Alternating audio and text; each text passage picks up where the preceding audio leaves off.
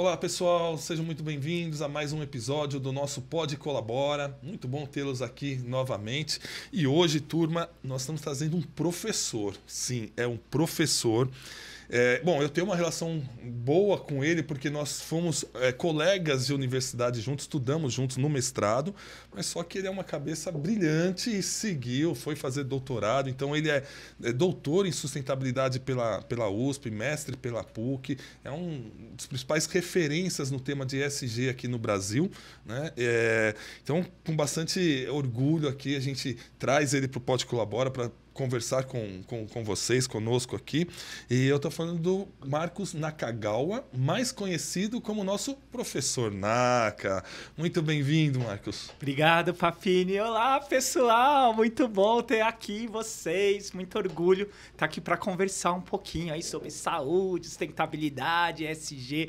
A gente fica muito feliz de ver um colega assim, super prominente, estudante maravilhoso lá do mestrado. E agora a gente aqui trocando uma ideia aqui na internet para vocês. Você viu que chique que muito nós ficamos, chique, né? Muito bom. Eu acabei não falando, né, que você escreveu um livro que virou referência, best-seller, que é 101 dias com ações mais sustentáveis para mudar o mundo. Isso. Foi agora, 2000 e... Foi 2018 e em 2019 ele ganhou o prêmio Jabuti de Economia Criativa, o maior prêmio da literatura brasileira, né? Foi assim uma honra. E mais do que isso, né, Papini? A gente levou esse tema aí para a literatura, que é necessário também discutir sustentabilidade, ESG, e de uma forma prática, né? Porque quando se fala de sustentabilidade, fala, meu Deus, aquela coisa de reciclagem, disso e daquilo, e aí dá para fazer isso simples no seu dia a dia. Acho que essa é a principal mensagem, não só do prêmio, né, por ter premiado o livro, como o livro aí que foi arduamente escrito durante uns anos. E você traz um tema muito legal porque eu guardo as tampinhas e dou, tá? Já ajuda. Com certeza. Mas dá para fazer muito mais. É isso, né? Desde você começar a guardar as tampinhas, os lacres, tem o pessoal que guarda os bulas de remédio, as caixinhas. É lei você ter um local para descartar corretamente nas farmácias, nas UPAs, nas UBSs, né? E aí você tem que separar todos os seus resíduos, principalmente esses como os blisters, né? Que é aquela plastiquinho que você tira o remédio, que ficam os resíduos lá e você tem que jogar no local correto. Senão vai contaminar o meio ambiente, a água onde ele for parar. Professor Naka, sabe que você falou do medicamento, etc. Uma das atividades nossa na plataforma do Instituto Colabora Saúde é a parte da doação. E a gente recebe muito medicamento, mas tem que estar lacrado, fechadinho, não pode estar usado, né? E é incrível como essa economia colaborativa gera a possibilidade da gente ampliar acesso, tudo, e contribui com a parte de sustentabilidade também, né? É isso, né? Imagina quantos remédios não estão lá guardadinhos no armário, lacrado, que você comprou a mais, não precisou, porque faltou 1, 2, 3 dias lá. E aí fica lá guardado, se perde, quanta gente não tem, né? Então, super orgulho desse projeto aí de poder levar isso para o Brasil inteiro, né? Estamos trabalhando para isso cada vez mais. E circular os itens, ele contribui, então, para uma sustentabilidade. Exatamente, né? Por exemplo, tem uma roupa que está lá guardada, que não faz... Também eu estou contribuindo? Isso, tem até uma teoria da economia circular, né? Que você, em vez de olhar os processos dos produtos, até dos serviços, né? Com a fabricação, os insumos, a venda, e vai lá no supermercado, você pega o produto, leva para casa, consome, e às vezes não consome tudo e vai parar onde? No lixo. Né? E aquele lixo, aquele resíduo, dá sim para reciclar, reutilizar. E lá tem os 5 R's tão famosos. Procura aí no YouTube, 5 R's, muito importantes. Conta pra né? nós, vai rapidinho. Eu não sei se eu vou acertar, eu vou passar vergonha, que tem 7 R's, tem 8 R's. Mas eu vou lembrar de cabeça. É reduzir, reciclar, reutilizar. O primeiro que é recusar, né? E repensar. Maravilha. Aí tem gente que coloca remanejar, e aí viraram os P's do Porter no marketing, do Kotter no marketing. Exatamente. São os R's famosos, que é exatamente essa ideia de trazer a circularidade. E aí, Papini, a gente está hoje gravando aqui justamente, né, no dia da sobrecarga do planeta Terra. Hoje é o dia do Overshooting Day. É o dia que o planeta Terra começa a entrar no cheque especial. Né? No cheque especial em que todos os recursos do planeta a gente já consumiu e daqui até o final do ano a gente está consumindo o planeta e os recursos naturais que o planeta não consegue regenerar. Ou seja, sabe aquela casquinha que sua filha está andando, seu filho está andando, aí bate aqui e aí faz uma casquinha. Né? Aí tá lá a casquinha e lá embaixo está regenerando a pele, regenerando, até uma hora que você tira a casquinha de novo e aí regenera e você tira a casquinha de novo. É isso que a gente está fazendo. A gente está tirando a casquinha do planeta de 1/3 do planeta, que é o nosso consumo atual, e que realmente a gente precisa repensar no uso dos recursos e mais do que o uso no reuso. E aí exatamente vem essa ideia da circularidade. Fiquei com medo agora, professor Napo, porque a gente sempre, né, ouve falar, vai estudar, lê um pouco, mas acaba não tendo essas dimensões. Né? E essa analogia do cheque especial é fantástica. Agora, temos como reverter ou já passamos desse estágio, como você falou, estamos no cheque especial, dá para reverter ou esse juros vai ser muito alto? Já está sendo. Né? Os juros, o duro é que os juros não tem o lastro e não tem o banco para poder te ajudar no cheque especial. Então, esse é somado a cada ano e o seu bolo de neve do cheque especial só vai aumentando. O que a gente precisa é reverter o sistema, né, no momento em que, na pandemia, diminuiu esse tempo muito por conta do consumo, do lockdown e de todos esses problemas muito tristes que a gente teve. E o sistema não vai se alterar rapidamente. Né? Então, a melhor forma é a conscientização e a mudança de comportamento no dia a dia. É a gente ampliar a nossa consciência e entender que cada ação, cada atitude, cada escolha de produto e de serviço, a gente está elegendo marcas, produtos e serviços que estão contra ou a favor do planeta. Legal. Essa era uma pergunta que eu ia trazer para vocês. Das empresas, né? Porque nós estamos falando enquanto indivíduo. Ali eu fiz a brincadeira do lacre, né? da tampinha, que eu acho que tem um impacto, como você diz. Mas as empresas têm uma responsabilidade muito grande, né? Na sua linha de produção. Conta mais sobre isso. E elas estão engajando mesmo? Olha, Papini, eu estou mais de 25 anos dentro dessa jornada que começou com responsabilidade social, ONGs, dentro da organização social, depois fui para grandes empresas, agora na academia, dando consultoria, dando palestras, enfim, influenciando as pessoas aí nas redes sociais. Sigam a gente nas redes sociais, né? Exatamente. E aí a gente tem esse processo para poder mostrar a importância que cada empresa tem de mudar a sua mentalidade e colocar as temáticas da sustentabilidade, que agora está sendo chamada de ESG, dentro do seu negócio como um processo de gestão. Não é mais só, vamos abraçar a árvore, beijar macaquinho, cuidar de criancinha, de pessoas doentes. Não, né? Isso faz parte dos processos de gestão da organização. E cada vez mais isso tem sido pedido, inclusive pelos investidores, que vêm lá de cima, e também dos consumidores, que vêm lá de baixo. Então, a empresa está desde o investidor sendo pedido e também do consumidor e dessas novas gerações que estão chegando. Então, a empresa está nesse meio do sanduíche e vai ter que ver como que vai fazer todo esse processo. Tenho visto muitas empresas tentando colocar isso no dia a dia, tem empresas meio que fingindo que estão colocando, mas a maioria delas tem aprendido um pouco sobre, porque é um processo, né, Papini? Para quem não sabe, explica para nós, professor, ESG, o que é essa sigla? Oh, meu Deus, esse acrônimo que todo mundo fala, o E, o S, G. O E, então, é em inglês, né? É de Environment, Social and Governance, ambiental, social e governança. E ele vem lá desde 2004, 2005, quando o Banco Mundial, junto com o Pacto Global, escreveram um documento, Who Care Wins.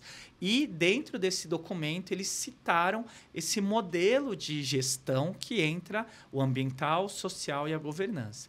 E aí, dentro do ambiental, tudo aquilo que está ligado aos temas dos recursos naturais, a água, energia e assim por resíduos. No social entra todas as questões de direitos humanos, tanto interna, acesso a recursos, a parte financeira, também das pessoas. E a governança, que é como a empresa governa ela mesma, né? Quais são as hierarquias, políticas, regras e normas. A parte de compliance, questões éticas, exatamente, tudo isso. Exatamente. E quando a gente pega esses 3 pilares, eles devem caminhar juntos. Mas existe um deles no Brasil que você enxerga que a gente está evoluindo mais rápido ou não? Como que... Tem alguns dados muito interessantes das empresas que se dizem mais sustentáveis, né? Que tem o ISE, que é o Índice de Sustentabilidade Empresarial, da B3, da Bolsa de Valores de São Paulo, né? E dentro deles tem um índice onde a empresa vai lá, responde um monte de perguntas, indicadores, mais de 300, 400 indicadores, e aí ela se classifica como uma empresa mais sustentável dentro do Índice de Sustentabilidade Empresarial.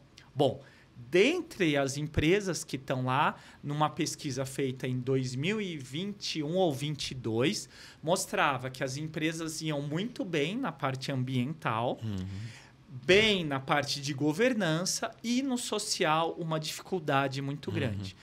Primeiramente porque no ambiental, Papini, entra muitas questões de indicadores, carbono, água, energia, que são mais fáceis de gerenciar. E até regulatórias para o negócio. Muita coisa de lei, então vai muito dentro, estou cumprindo a lei. Né?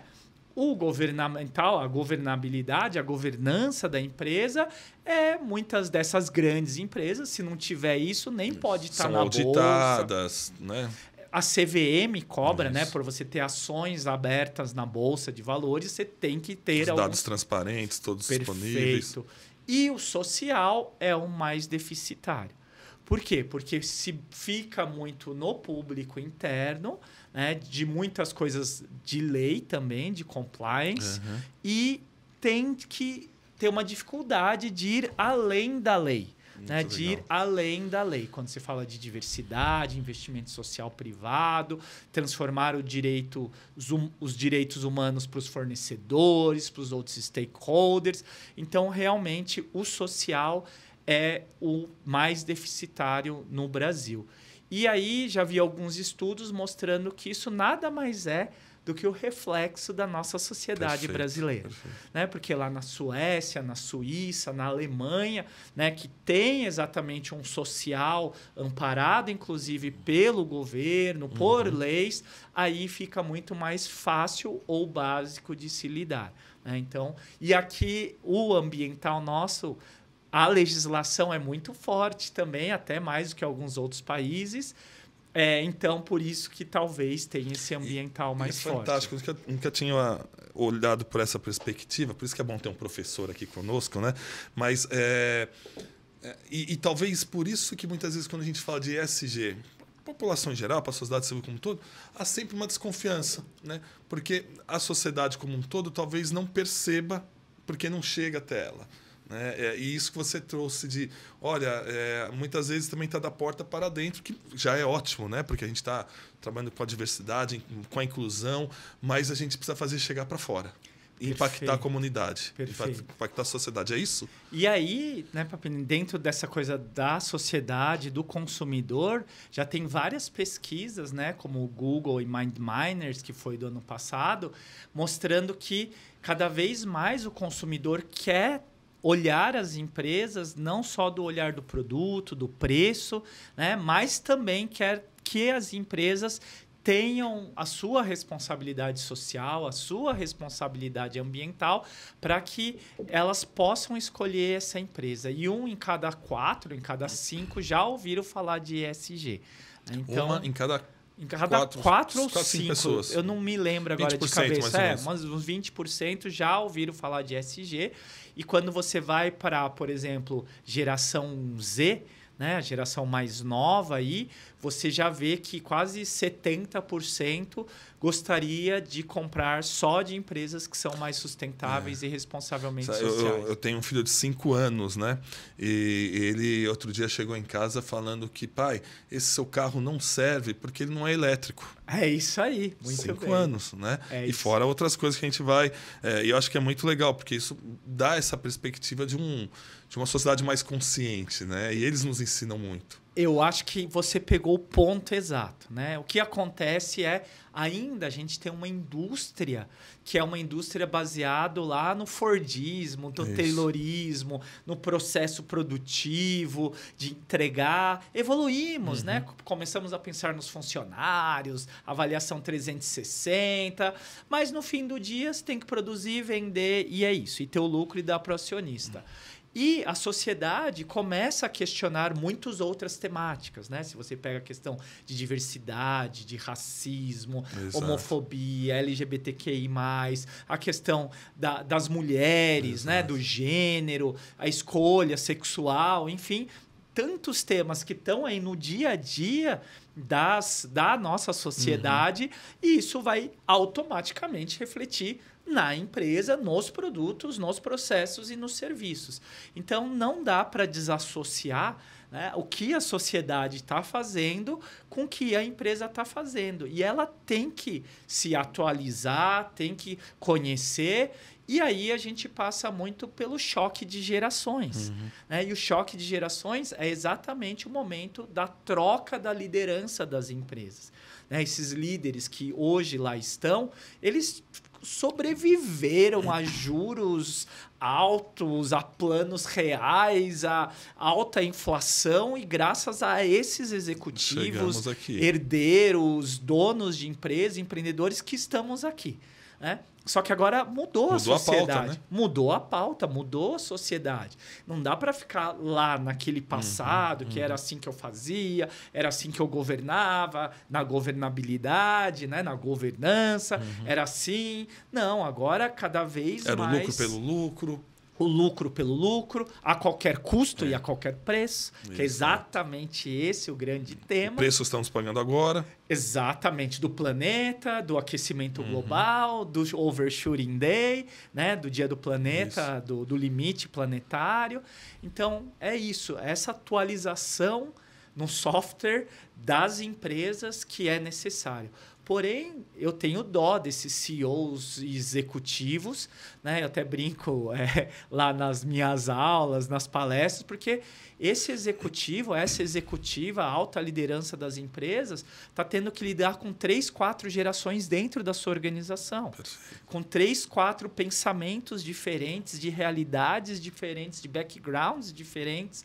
Né? Então, como lidar com isso dentro de uma sociedade em constante mudança? Como equacionar todo, né? E tem muito nas grandes empresas que eu sempre comento que é o problema do trimestre, né? Porque tem uma geração que ainda está trabalhando para o trimestre, para o resultado do trimestre, e deixando passar todos esses pontos muito mais importantes, né? Então, e quando você acredita que a gente tem essa virada, sabe, que isso fique mais fluido dentro das organizações e dentro da sociedade? Estamos em que fase dessa transição geracional? Eu sinto assim, pela história da administração, né, que esses períodos, e você passou aí também pela época da qualidade nas empresas, que foi aí desde os anos 70, 80, 90, muito forte. O CQT, né? As ISOs, né? Os gestores de qualidade, enfim. E isso agora é natural nas empresas. Se você não tiver, você morre ou tem custos muito altos e morre realmente, né? Então, isso vai sendo implantado dentro do seu processo natural.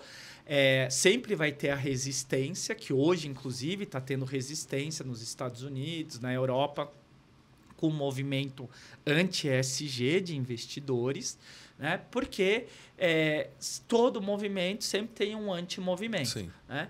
E para as empresas é fundamental que elas tenham mais esse controle, né? Que é um controle que mostra que vai gerar mais lucro por você ter mais alguns no seu cockpit do seu avião, mais algumas janelinhas lá, mais uns marcadores para você ver que a empresa está indo bem. Ou seja, tem a questão da entrega do social, da questão do impacto climático, mas também tem a questão de mercado. Né? Você vai ser reconhecido pela sociedade pelas ações que você está fazendo. Perfeito. Não só do consumidor, do B2B, do cliente final, mas também, Papini, acho que tem muita dessa questão de oferta de recursos, de dinheiro mais barato, porque seu risco vai diminuir.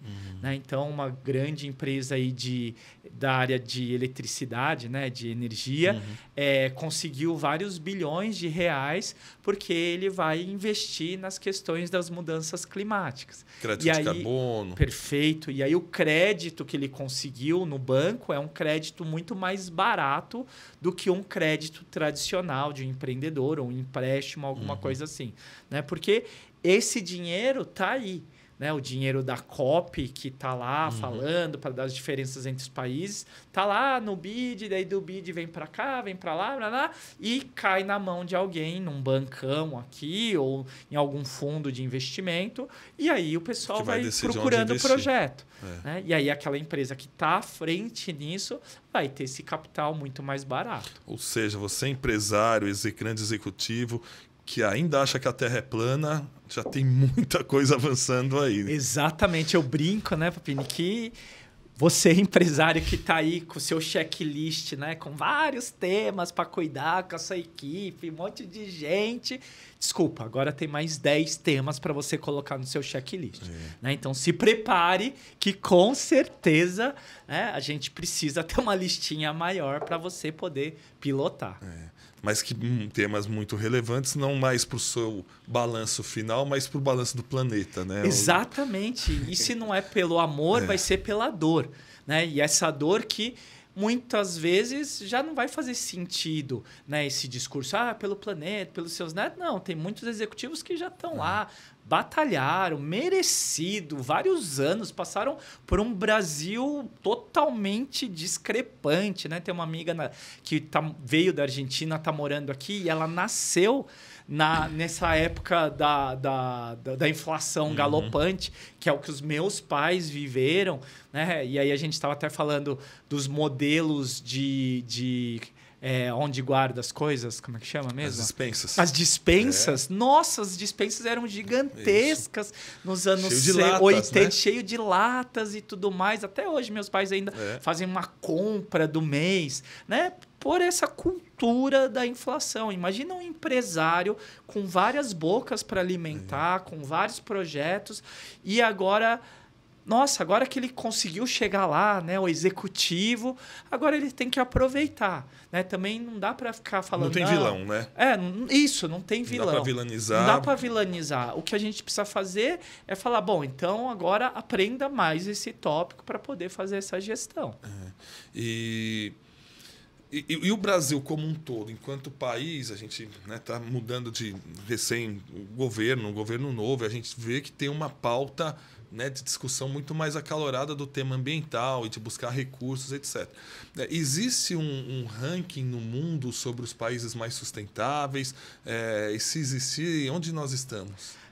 Um ranking assim, científico, técnico, talvez não exista, mas que... Tipo um IDH ou PIB, não.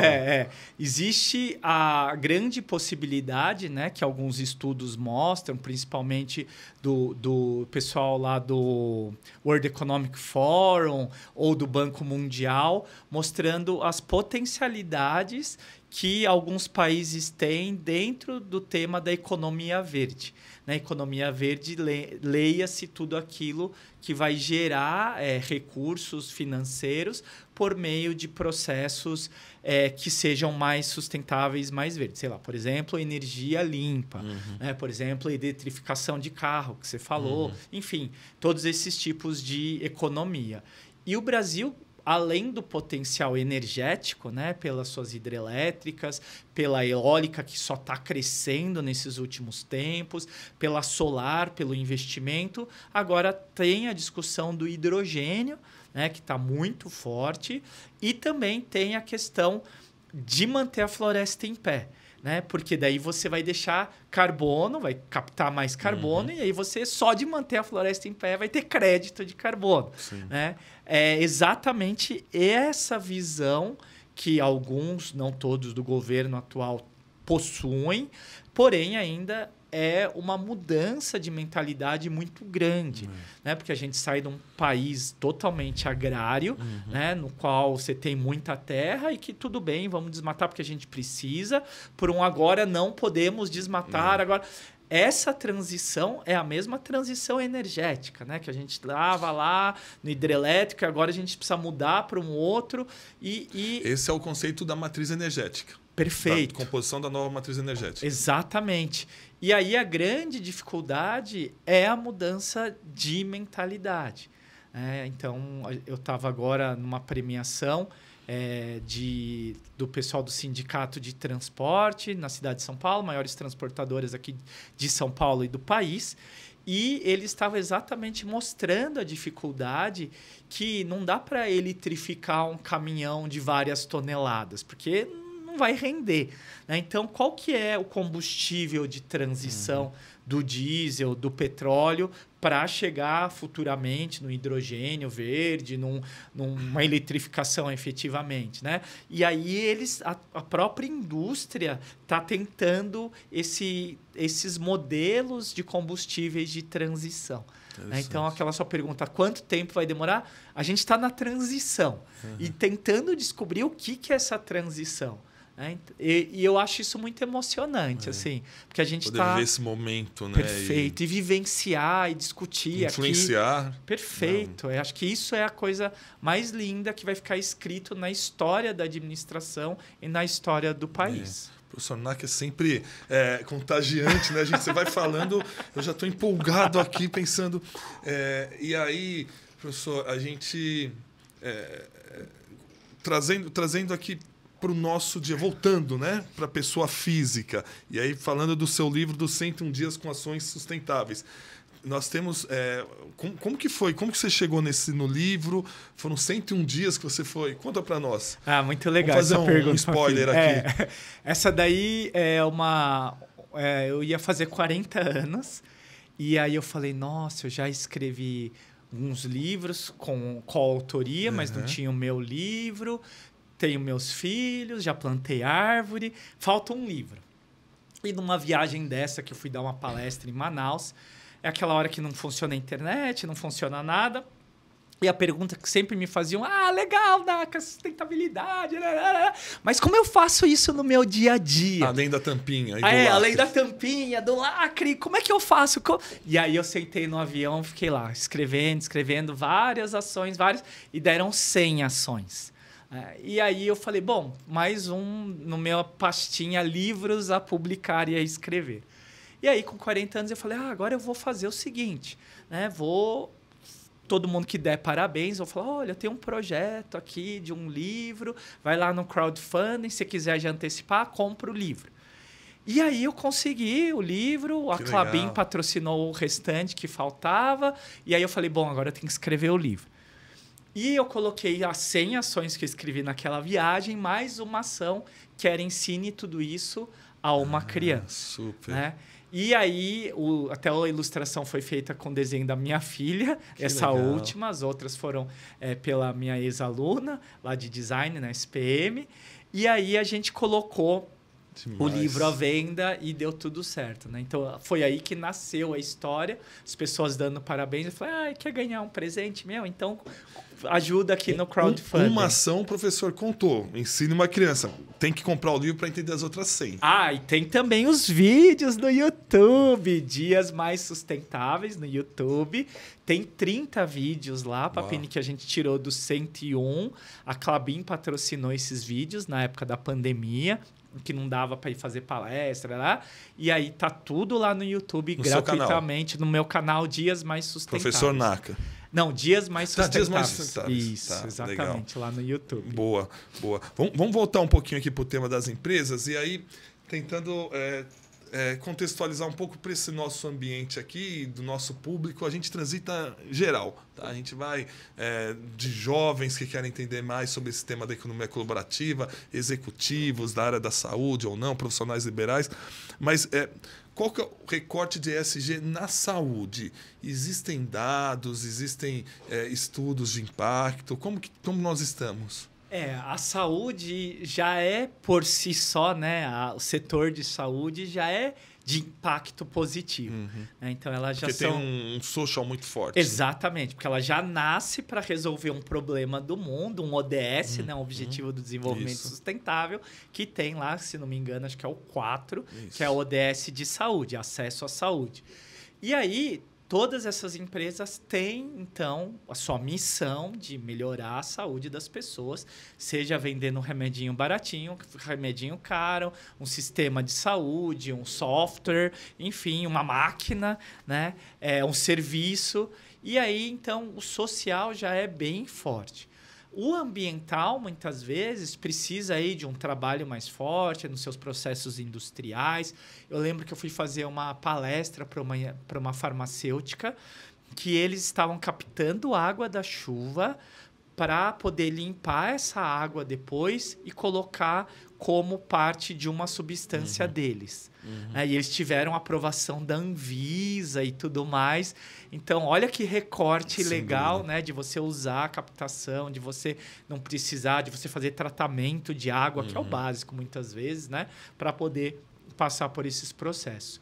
O que precisa se entender é que, além disso, né, também precisa se cuidar das pessoas internamente, precisa ter diversidade, né, que eu sei que dentro da indústria também já não tem muito dentro desses temas, que também tem a questão do investimento social privado, tem muitos institutos de várias farmacêuticas, inclusive, que ajudam, até pela questão de agrupar as pessoas que são daquela doença específica, né? Para divulgar aquela doença mais que é pouco conhecida, né? Então, tem várias formas que a indústria, o setor da saúde, pode avançar, além de já ajudar com os seus serviços e produtos. Com o negócio core dela, né? Que é essa questão do acesso mesmo. A gente tem trabalhado bastante nessa visão de ampliar acesso, mas é engraçado porque nós temos um país muito grande e com muita diferença social, né? Então, às vezes a gente fala, poxa, dar acesso para uma comunidade aqui do lado, mas tem tanta história. Nós recebemos recentemente a Iseli, da Flex Medical, que leva as carretas da saúde. Aliás, se vocês têm o capítulo dela, vai passar aqui em cima.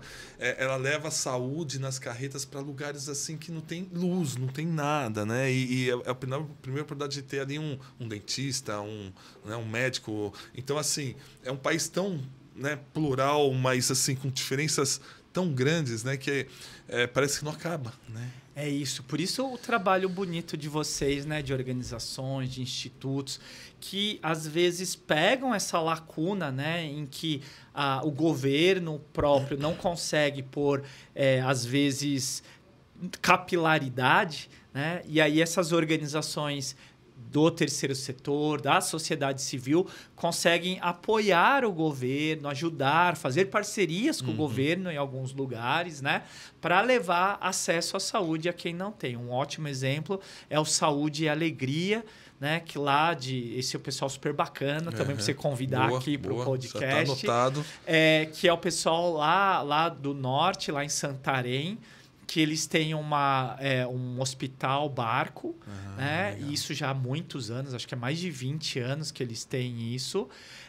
E eles levam saúde e alegria nesse barco hospital, e aí eles têm uma ambulância, né? Que é uma ambulância, que é uma lancha, e que o projeto foi tão exitoso, assim como esse do projeto CIES, do Flex Medical, que acabou fazendo parceria, inclusive, com o Estado. E aí virou política pública. E aí você tem escala. Né? Então, o poder das organizações, né? Igual vocês têm aqui no Instituto, que estão fazendo esse podcast tão bacana, né? É exatamente poder produtar, criar, inovar em muitas áreas que o governo tem lacuna, pelo seu grande poderio, pelo seu tamanho, pela sua elefante branco, né? Devagar, e também porque tem que fazer as coisas direitinho, porque daí é escala. Né? E aí essas organizações entram nessas brechas para exatamente poder testar, pilotar, modelar, e aí, quem sabe, um dia isso vira política pública, e aí você escala isso para o Brasil inteiro. Ou seja, tem uma responsabilidade de todos, né? Não é só do governo, não é só das empresas, não é só nós enquanto indivíduos, quer dizer, tem que ter essa combinação. Essa conscientização. Você falou a palavra certa, né? Essa consciência ampliada, né? Em que você não é só um serzinho que paga imposto, paga boleto, trabalha. Já fiz a minha parte. Né? Que você pode ser muito mais apoiando uma organização, como o próprio Instituto aqui, apoiando um outro projeto, ou liderando um projeto como vocês estão fazendo agora, para poder fazer realmente alguma coisa que vale a pena a vida, né? Porque a vida acho que não é só pagar boleto, né, Papinho? Não é. Apesar dos meus terem renovado por conta do meu filho mais novo, mas não é só pagar boleto. Brincadeira à parte. E você é um otimista dentro desse nosso cenário. Ah, com certeza. Por isso que eu sou professor, né? Para poder levar, espalhar, agora influenciador aí no Instagram, no LinkedIn, né? Levando esse tema, trazendo esses questionamentos, não só lá para os meus 400 alunos por semestre, as palestras que estão indo bem nas empresas, que eles me contratam para falar isso. Como que faz para contratar o professor? É só entrar marcosnakagawa.com, lá no meu site tem todas as palestras, tem lá meus contatos. Instagram, LinkedIn. É só por Prof. Naka no Google ou Marcos Nakagawa no Google, já vai aparecer todos esses indicadores aí. Professor Naka, bom, estamos caminhando para o nosso encerramento aqui e é bom que sempre fica com gostinho de quero mais e já o convite para você nos atualizar dentro em breve, né, sobre as novas tendências aí e como que está o nosso planeta. Porque a gente sempre fica preocupado, tenta fazer nossa parte, mas entender como está nosso planeta. E uma das perguntas a gente sempre termina com uma pergunta aqui, que é uma pergunta bem simplesinha, mas às vezes dá uma dificuldade que é assim, o que é saúde para você, professor Naka? Para mim, saúde é a base do ser humano. É aquilo que está lá embaixo, que seja a sua saúde física, mental, espiritual, que é muito importante também. E se você não tiver essa base muito sólida, o resto da sua vida não vai funcionar.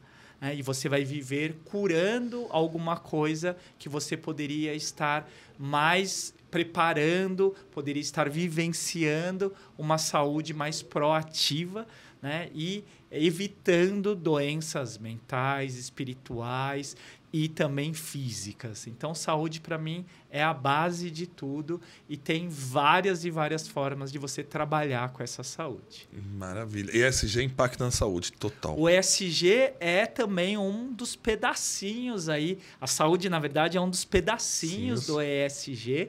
Né? A saúde faz parte dos Objetivos do Desenvolvimento Sustentável da ONU, os 17 ODS da Agenda 2030, e é um dos pilares fundamentais aí para muita gente poder trabalhar, desenvolver e quem sabe como você, né, colocou como prioridade de vida, propósito, razão de existência, né? E eu parabenizo com muita honra pelo trabalho lindo que vocês estão fazendo. Imagina, aqui. Parabéns. Eu que agradeço a sua presença. É muito bom ter um professor, é sempre legal, porque a gente aprofunda o nosso conhecimento e a gente termina com o nosso tintim aqui, nossa saúde para todos. Saúde para todos. Obrigado, Naka. Obrigado, tem que beber. Pessoal, vocês que gostaram desse episódio, falei que ia ser bom, né? O professor Naka, sigam ele aí nas mídias sociais. Deixe o seu like também, se inscreva no nosso canal e aguardo vocês no próximo episódio. Um abraço!